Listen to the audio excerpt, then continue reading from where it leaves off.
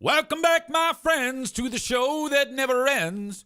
We're so glad you could attend. Come inside, come inside.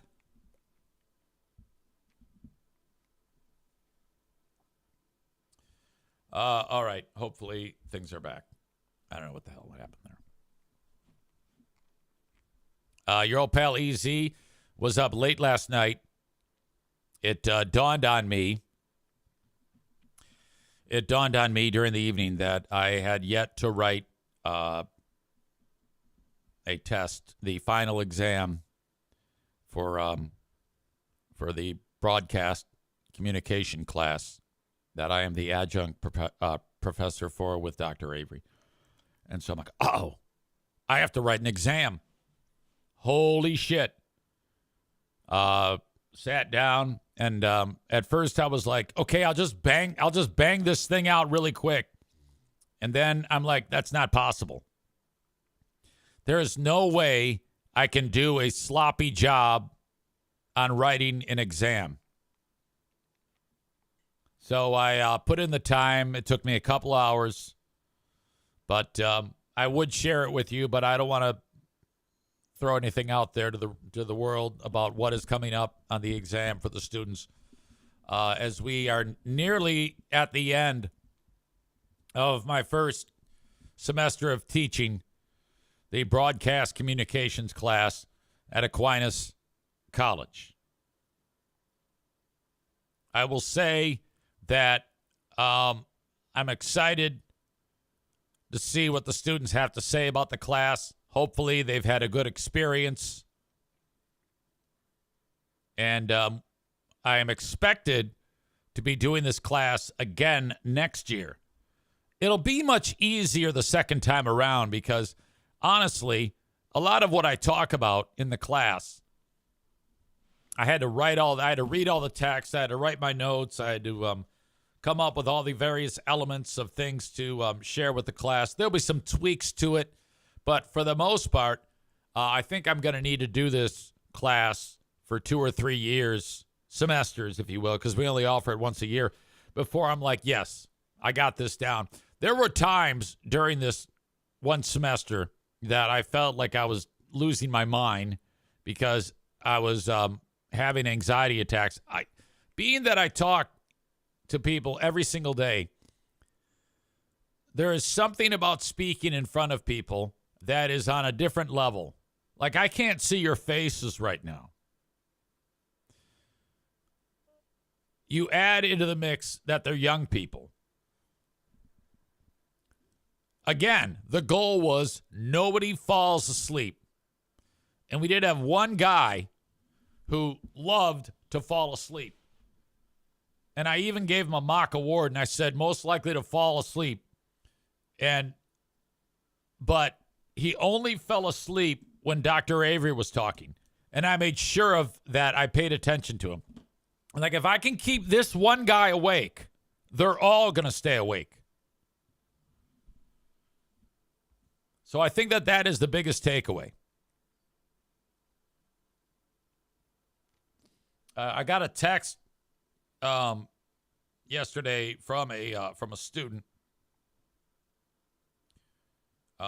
who reached out, and I'm not going to say who it is, but they had a question about the assignment.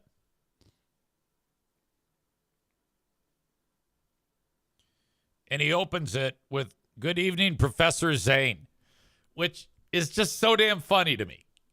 The fact that I am a professor. Now, I think they should just call me adjunct. Good evening, Adjunct Zane, which I think that means educator, but no degree to go with it. Good evening, Professor Zane. I wrote almost all of my essay, but upon rereading the instructions for the self-reflection essay, I realized that I wrote the whole thing wrong.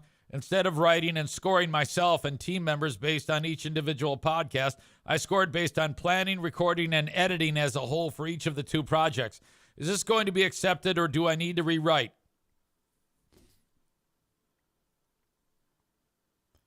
So I said, all right, sit tight. And then I conferred with Dr. Avery, And it was not necessary for him to rewrite it. So I told him, not necessary to rewrite. You are fine the way you did it. Becca Shea writes, so cute. It is cute. Mooney says, did they ever give you a bewildered look like, huh? LOL. Yes.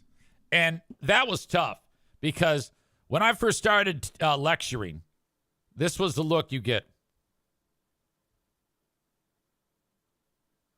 And at about that time, I started seeing, just by coincidence, when I would look at, updates on news, I'd see articles about whatever. And then I noticed there was an article about something called the Gen Z stare. And the theory is, and I don't believe it, the theory is that Gen Z, whether they're in customer service, let's say it's a barista at Starbucks, or in the classroom, that they just stare at you, and they don't know what the hell you're talking about. And that is, I am not Mr. Attack the young generation. That's not new. The Gen Z stare, before that, was known as the millennial stare. And before that, it was the Gen X stare.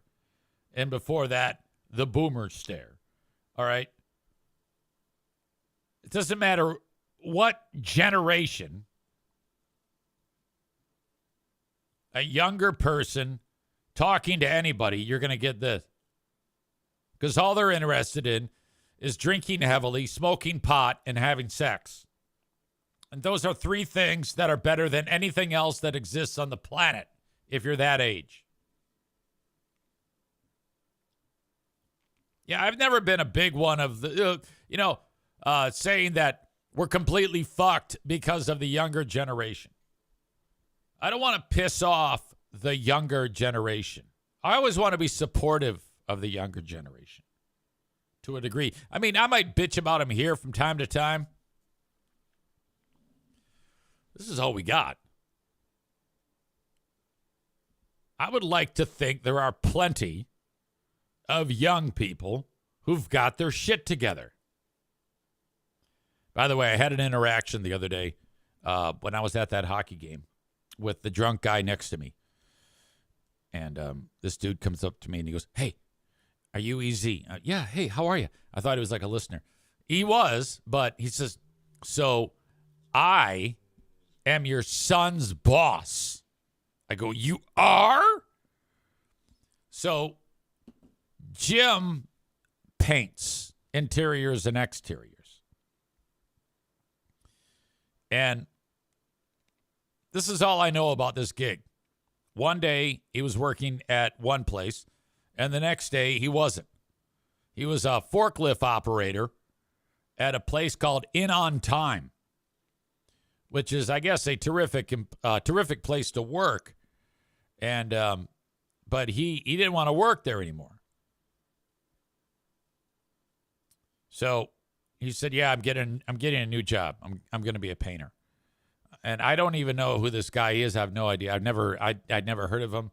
And so, but it was cool to meet this guy because I got a good handle as to what type of operation the guy is running. Very credible and very polite. He had his act together. He's probably about 40 years old, and he paints high-end homes, actually.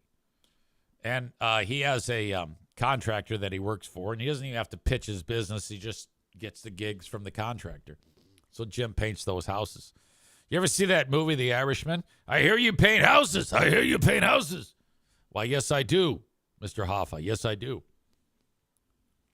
And this guy was so cool.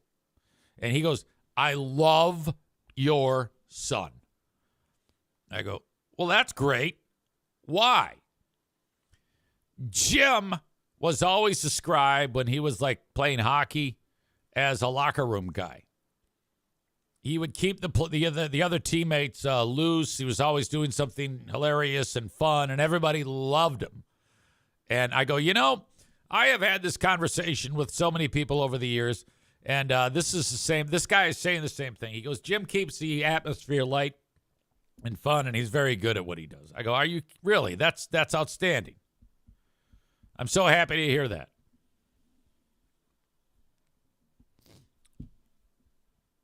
All right. The college football playoffs are now set. Now, there's a couple things we need to discuss. First off, Notre Dame did not get in. And people are pissed about that. I guess, because Notre Dame had a pretty good year, but not good enough to get in to the college football playoffs. And, every year there's always somebody who is kept out of the playoffs. And this year it was their turn. So people just aren't having it. Notre Dame then turns around and they have announced that they are not going to attend whatever bowl game that they are invited to. So they're not in the top 12. And now whatever bowl game they were going to be invited to, they have said, we're not going to play in that bowl game. So here's two different points of view. I don't know who the fuck this guy is, but I think he used to play football somewhere. Cowardly, immature, and pathetic by Notre Dame, withdrawing from a bowl game because you didn't get into the college football playoffs, even though your team is 10-2. Cowardly. Immature. You robbed seniors of their final football game of their career. You robbed underclassmen of 3 more weeks of development on field. And furthermore, you robbed your fan base of another exciting and thrilling game because you didn't get into the bowl game you wanted. You're not the first team, and you won't be the last team. My freshman year, Oklahoma went to the national championship game with 1 loss, even though we had 1 loss and we beat Oklahoma. It happens. It happens. You build resiliency. Humble brag. Next year, I went to the national championship game. It happens, Notre Dame. I think this guy's using this as an opportunity to talk about it. And also, how you going to complain and moan about not being able to go to the dance when you ain't even have no great wins all season? It ain't like you was undefeated. Like, let's be real here. Last thing I'm going to say is this states and sets a terrible precedent in college football. We got 10-win teams, 10-win teams turning down bowl games now? This is something children do. Some kids do. When kids don't get what they want, so they just sit in the corner and pout. It's pathetic, bro. Oh. So whoever this guy is. Then there's this fan, Vic Lombardi. He has a point of view. Let's check out what Vic Lombardi says. I wonder if he's related to Vince Lombardi. All right, emergency press conference. I can honestly say I've never been more proud. And this guy's a big Notre Dame fan. Of the people who run things at Notre Dame, this my alma mater, opposite point of view, than I am right now. The moment they got screwed, and yes, the word is screwed, by the selection committee today, I put out why even go to a bowl game. And a couple hours later, the team got together. The players talked about it. Players wanted no part of it. Neither did the athletic department, the coaches. And Notre Dame has opted out of a bowl game. Okay, so two different things here. First guy said, you're robbing the players. And then this guy is saying that they talked about it. Well, I don't know if this guy knows. How would he know? No one really knows who was involved in the decision-making process. And some of you may say, well, look at this. They're just taking their ball and going home. And I say to you, what good comes out of playing in this bowl game against some other team that didn't get in? The expectations and the goals at Notre Dame, especially this season, were to win it all.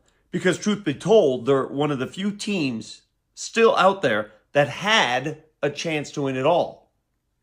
There are several that got into this Final 12 that have no chance. Let's be honest. Notre Dame did. And that's why when you play for nothing, why play at all?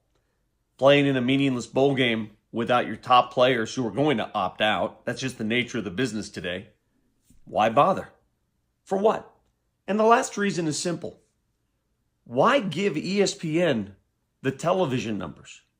Because they'd be broadcasting whatever bowl game is out there. And they're the ones who put that fake show on every week, the CFP show. There's nothing in it. No reason to. So get better. And listen, at the end of the day, for those of you saying, well, Notre Dame could only blame itself because it won't join a conference, I say this to you. If your team had the ability to play an independent schedule, still compete against the best in the country, and be an independent team, you would do it. And you would accept it, especially the network money that comes with it. The difference is your team can't. No other team in the country can pull that. No, I don't want to hear any more of this. I have decided Notre Dame is a bitch school. This is a bitch move, and this is bullshit. Go out there and do your fucking job. That's embarrassing.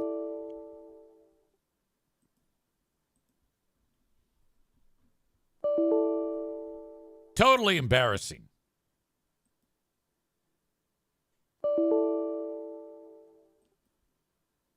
I don't know why that keeps dinging.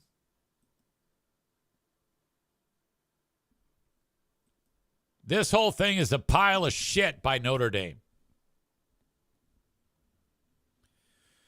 Stevie says, I agree with this guy. I guess she's a Notre Dame fan. Get rid of the bowl games and change the playoffs to 24 teams. FCS football does it that way. FBS should do the same. I think buried in all of this is the fact that James Madison University and Tulane are in the college football playoffs. Okay. These two schools should not be in the playoffs. Yes, they've had great years, but they're loser schools that play pile of shit competition. Give me a fucking break. James Madison and Tulane.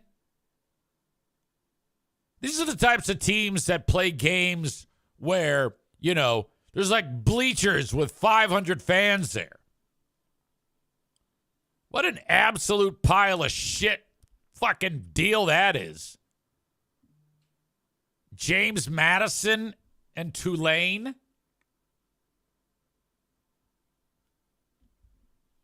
Over Notre Dame? Yeah, I think that they didn't do this right. I think it should be like if they said, all right, EZ, you're in charge of the college football playoffs. They said, these are our 12 before they went public with it. I was all right, so Tulane is there, and, okay, they're out. Why? They were undefeated. They won all their games. Yeah, they're pile of shit schools with pile of shit players. They play pile of shit schedules. Fuck you. Notre Dame makes more money. They're in. That's what should happen. This is ridiculous. And so I think it came down between Miami and Notre Dame. And, yeah, it's okay. Every year this happens, okay? And there was a time when we didn't have any playoffs in college football. And now we have playoffs. Now it's expanded to 12 teams. What's next? They might as well just double it and make it 24. And in fact, triple it. Make it 36 teams get in. That way, nobody can bitch. And that's the end of it. I think one of you suggested that in the chat. Cole, get rid of the bowl games and change the playoffs to 24 FCS. Oh, that's right. I read that one. Yeah, I agree. Clown of Carnage, they won their conference. No difference than Final Four. They want to join and win a they want Notre Dame to, I can't understand what you wrote. just start the season as the first bracket of the playoffs. Well, no, you can't do that because playoffs are win and go home. So that means that the first week of college football, if you lose, you don't play any more games. Hey, we were one and done this year. You train all that time for one football game. That doesn't make any sense. Chris says exactly. No, you can't do that, you dick. It would be fun maybe once.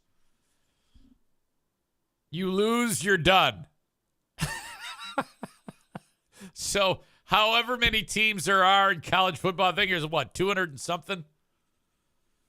You imagine if Michigan plays their first game and they lose? Oh, senor, I'm so mad at Michigan. By the way, in the NFL yesterday, the Packers beat the Bears at Lambeau. And that makes everything tighter in the NFC North. That means the Packers are now 9 wins, 3 losses, and a tie. And the Bears are 9 wins, 4 losses. Right behind them, Detroit at 8-5.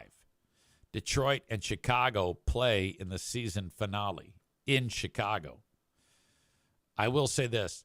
Chicago and Green Bay are both very good, and they're both better than the Lions. Right now, I will tell you that. Because I always, call it like I see it. I always keep it real. And I'm not going to sit here with Lions blinders on and say that right now there is no fucking way today the Lions beat Chicago or Green Bay on their home field. Something positive happens. It could be momentum. Like if the Lions rattle off 3 wins going into Chicago, then perhaps. Tyler says, I don't like the Lions' chances against the Rams this week. That's not going to be easy. I don't think they've got I don't think anything is easy from here on out. This is a tough road. You got the Rams on the road. In fact, they have 4 games, the Lions, and only 1 at home. Oh, no.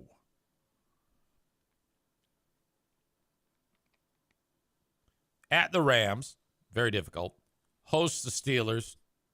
Steelers have fallen on their ass. At the Vikes, always tough to play on the road in the NFL. And at the Bears.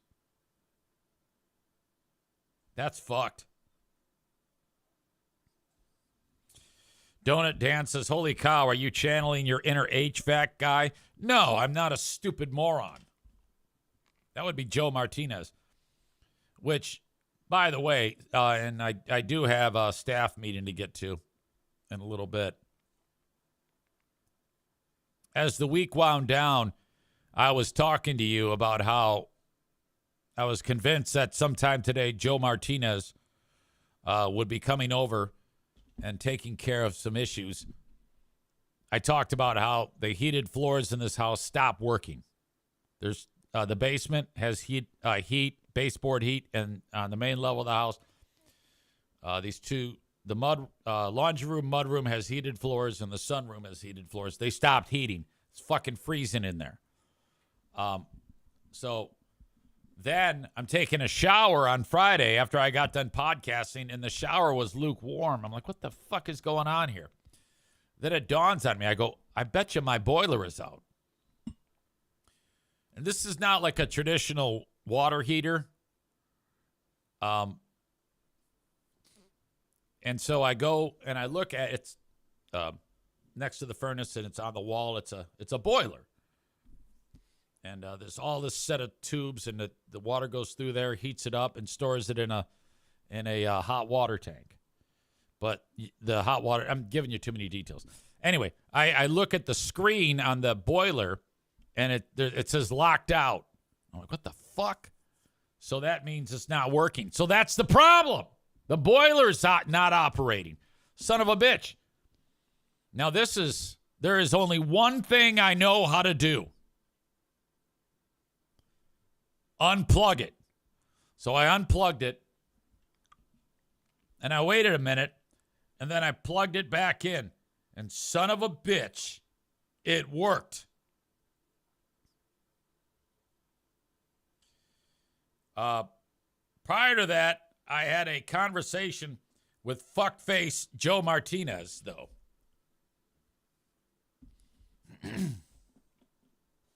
And boy, we were going at it.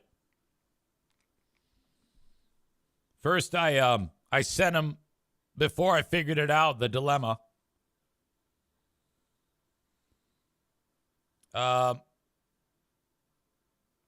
Update. I shut it all down for a bit and then I powered it back up. I'll keep an eye on it, let you know. You better be ready to be on call and to work for free or I'm calling ICE. Then I rubbed it in his face that dumb fuck said that Ohio State was going to beat Indiana. What a dumb shit.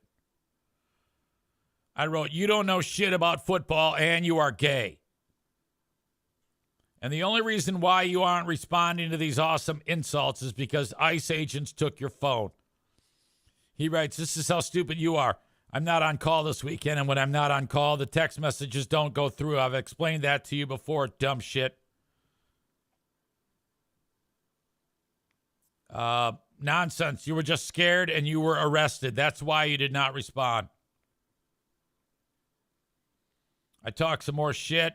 I told him Michigan is playing Youngstown State in the butt-fuck bowl, and I'm rooting for Youngstown. He said, no, they're probably going to play Texas. I said, no, they're not. That won't happen.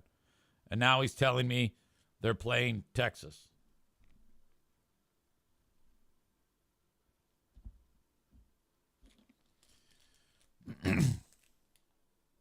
About our Lions. Tyler says, I can see them beating Pittsburgh and Minnesota. The other two, I'm not confident. We shall see. Get to a couple of sponsors here. Merchant Automotive. If your truck has a Duramax engine or an Allison transmission and you live in West Michigan and shit's hitting the fan, that's who you call. They're in Zeeland, Michigan. You can get more info at merchant-automotive.com. Merchant-automotive.com. They also have, for you audience members that are not in West Michigan and you are a DIY pro, tons of different kits that you can buy and install yourself to help improve the performance of your diesel truck. All at merchant-automotive.com. Their website is set up beautifully, and they have thousands upon thousands of people who have ordered their products and taken advantage of them and have utilized them to improve the performance of their Duramax engine or their Allison transmission. Merchant-automotive.com. Big savings when you DIY. Or if you need help in person, get that vehicle over to Merchant Automotive in Zeeland, Michigan. Now, they service the diesel truck with the Duramax engine or the Allison transmission. Those two pieces of equipment are not serviced by Irvine's Auto Repair, Grand Rapids Hybrid, and EV. For the rest of us that have cars, I want you to take them to Irvine's Auto Repair, Grand Rapids Hybrid, and EV. Servicing all makes and models of cars, hybrids, and EVs. I've talked about this many times. When the dealerships get in the weeds, they call upon Irvine's to help them out. ervines.com. That's ervines.com. And don't just take my word for it. Look at all their amazing Google reviews that they have. 616. I'm sorry. I got distracted. 616-532-6600. ervines.com. Okay, I'm going to leave it right there for the